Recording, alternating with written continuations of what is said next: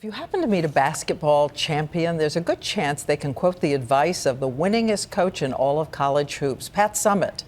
For instance, her reminder, when you're ever in trouble, think left foot, right foot, breathe, and go forward.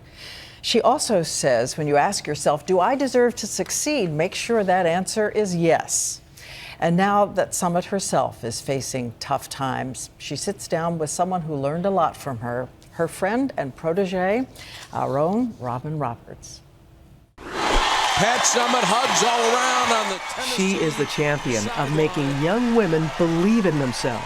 I don't know about y'all, but I want to win a national championship. You could string together around the globe all the grateful athletes from her 38-year coaching career, proud of themselves tonight because of her.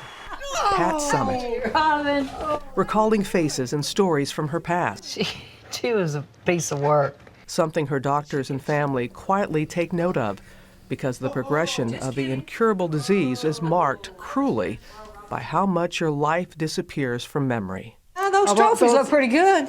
She was diagnosed with Alzheimer's 2 years ago, telling me then what triggered a visit to the doctor. I'd wake up in the morning and, I'd think, where am I? And so Pat decided to step aside as coach. I knew what I was dealing with, the onset dementia. And, that was hard at first. You wrote early on in the book, have you ever walked along a shoreline only to have your footprints washed away by the surf? That's what Alzheimer's is like.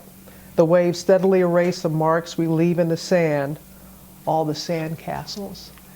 I know you get asked this a lot, Pat. How does it feel to have Alzheimer's? I just I get a game plan, go into practice, and as time went on, I thought, I can do this. I can do this. Do this, she says, and do it here, on these familiar sidelines where she still shows up to let her beloved Lady Vols know she is there, watching, cheering. Just staying alive.